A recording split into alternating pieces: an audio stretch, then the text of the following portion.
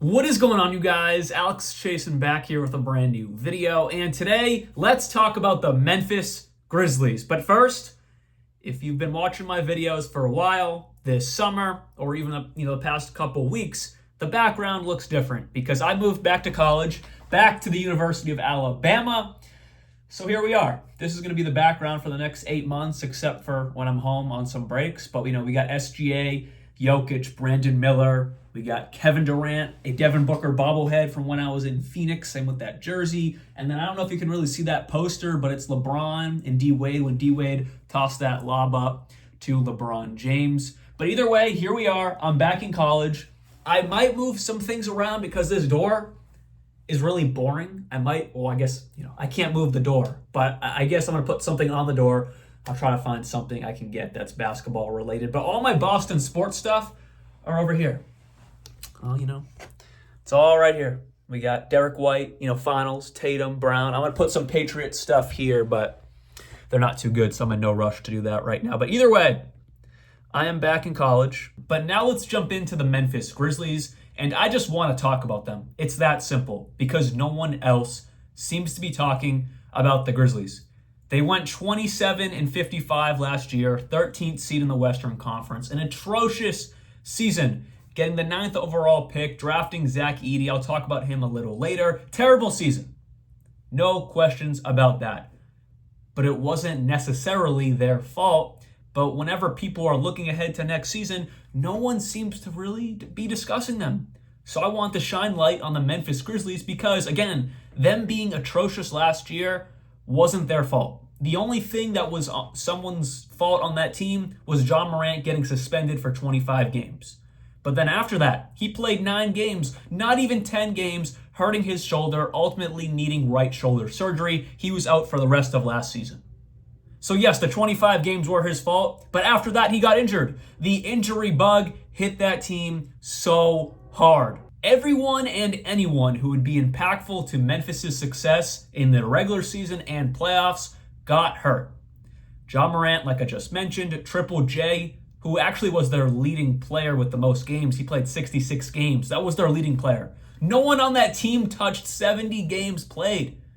It's insane. But yes, Triple J only played 66 games. Marcus Smart played around 20, and that is someone who's an Iron Man. All his years in Boston, sprained ankle, knee, shoulder, whatever, he'd play through it unless he was really, really down bad. And I guess this year he was down bad with his injuries. Desmond Bane even got hurt. Anyone and everyone who was meaningful to this team's success went down.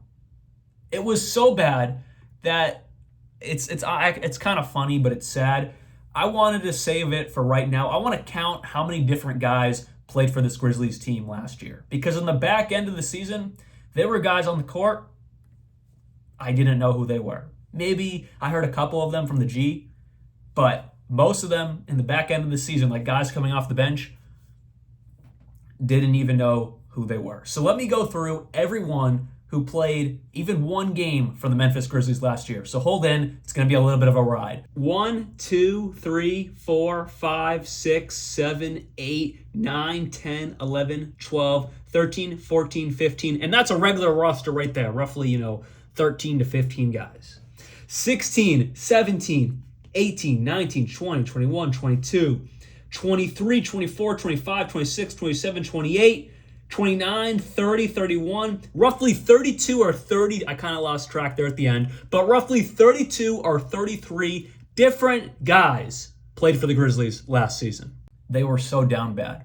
But why am I saying all their struggles last year? Because they're not talked about looking ahead to this coming season because they're fully healthy coming to this year. Ja Morant is not suspended, and they are a team that is going to be dangerous. They have all the pieces to be successful. All of them. They have the coach with Taylor Jenkins, and they have the roster, especially that starting 5 and their 6th through 8th man, to be very successful come the regular season and to be a good playoff team. They are missing a few extra, bolster ups on that bench unit to be a true championship contender with this really tight Western Conference. But in my mind, they are easily a top 5 seed, 6 seed. They are not a play-in team. They are a playoff team in this very good Western Conference. I just think they are one move away, just a bolster up bench move away to be a true championship contender. But even so, they look so good as a healthy team. Let's run through this because I feel like everyone forgets what this team can be. Again, fully healthy, no suspensions. Ja Morant is their point guard. People forget how good Ja Morant is. I have even forgotten how good Ja Morant is because he played 9 games last year, went down. Think a couple years ago. That is a top 5 point guard in this game. Let's not forget. And he's only going to be better this year. I think he's going to be awesome. So Ja Morant at the 1. At the 2 is Marcus Smart. That's a defensive player of the year. Let's not forget that. At the 3, we have Desmond Bane. Great 3-and-D guy. He actually could become an all-star this season with the right, ball time in his hand. We'll see how it goes because there's a lot of mouths to feed, especially with Ja Morant running that offense. But Desmond Bane has all the offensive intangibles to become a low-level all-star in this league. So let's talk about that. At the 4, we have Triple J, another depoy. How many teams in the NBA have 2 depoys? Marcus Smart and Triple J. Off the top of my head, none. At center is going to be Zach Edey, their 9th overall pick. If there's one little hole on this team, besides maybe, getting a 9th, 10th, 11th guy on this roster, it might be their center position. Just because Zach Edey is a rookie, he might take some time to adjust to the game, and he's not a floor spacer. If the Memphis Grizzlies had a floor spacer at center, this team would be a championship contending team. But Zach Edey is a very low post type of guy, but he is a massive presence that they really needed. They got rid of Steven Adams. He was getting older, injury prone. They had no center last year, and then when Triple J went down, Brandon Clark wasn't there all year, and he's even an undersized big man himself. He's maybe, 6'9"? They had no one to go to play center, especially when Triple J went down. So that was a great draft pick, getting Zach Edey. Some people called it, a reach draft pick, getting Edey at 9, but they needed a center.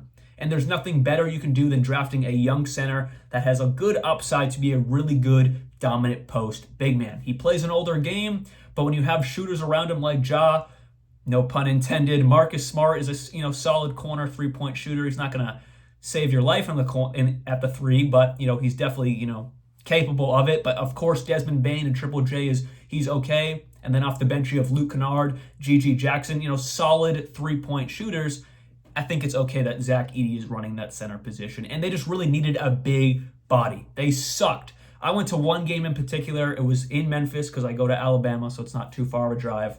It was actually for my birthday. I went to Clippers versus the Grizzlies, and the Clippers dominated that glass. Offensive rebounds, defensive rebounds. The Grizzlies had no answer, and Triple J played in this game. So it's good to have someone like Zach Edey on this team who can dominate that glass, get second chance or defensive rebounds for this Grizzlies team and allow that offense to, run a bit more smoothly. Off the bench, Derrick Rose, GG Jackson, who could turn into a possible 6th Man of the Year candidate. He came out of nowhere last year because he got the opportunity. Everyone was down. He jumped into that starting role, and he flourished in that role as well. In Summer League, he played, I believe, all the Summer League games. He averaged around 22 points per game. He dominated in Summer League. So a good sign there. Hopefully he can, again, translate that to the NBA season and take another step up. You have a possible, like I just said, 6th Man of the Year candidate right there. Vince Williams also, he's looked solid in his role. Brandon Clark is finally back from his Achilles injury. He played, maybe 5 or 6 games at the back end of last season. He played, 6 games at the back end of last year, little recovery games, but he is now fully healthy after his Achilles tear. Santi Aldama, he's their backup center. I'm not huge on him. Again, this is one of their other holes. I think Zach Edey will work out. He's just a little bit of a question mark. Only played 1 Summer League game, went down with an ankle injury. They just kept him resting the rest of Summer League, so we didn't really get a good taste of him. What do you mean by that? We didn't really get to see a lot of. Oh, I'm laughing now. We just didn't get to see a lot of Zach Edey in Summer League. So again, I think he'll translate well to the NBA, but again, it's still a question mark there. Santi Aldama, he's not a good backup center. So if this team invested in another center, whether that's a bigger move, I keep looking at Portland with Donovan Clingan, Robert Williams, and then also having someone like DeAndre Ayton, maybe Robert Williams or Ayton could become available if Clingan looks good for that future of that team. I wouldn't be surprised if maybe a team like Memphis goes out and tries to get one of them, especially Robert Williams. His market would be a lot lower than someone like DeAndre Ayton. And then you have Zach Edey coming off the bench or Robert Williams coming off the bench. And I don't think you'd have to give up overly too much. Your starting five could stay intact. Maybe just some of your guys off the bench and some future picks for one of those guys, especially like Robert Williams. But either way, their starting center, I think, will work out fine. Just need to see it play out on the court.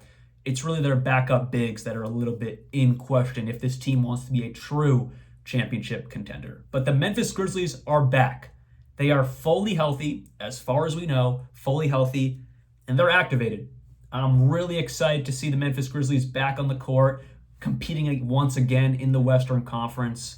And I'm really interested to see how the first half of the season goes and then see what they do around the trade deadline if, a center becomes available, because that's really their only hole. Either way, though, they're going to be a good team, and I'm really excited to see how things play out. They just have to tweak a little bit here and there if they want to take that next leap up to a championship team. But as a competitive team, once again in the West, that could make a run to the WCF, they're there. It's there for the taking for them. So anyways, hopefully you guys did enjoy this video. Back here in college, let me know what you think of the setup. And if you have any ideas of what I should put on the store, comment down below. And also comment how you're feeling about the Memphis Grizzlies. Are you as high on them as I am? Let me know. See you guys very soon. And like always, peace out.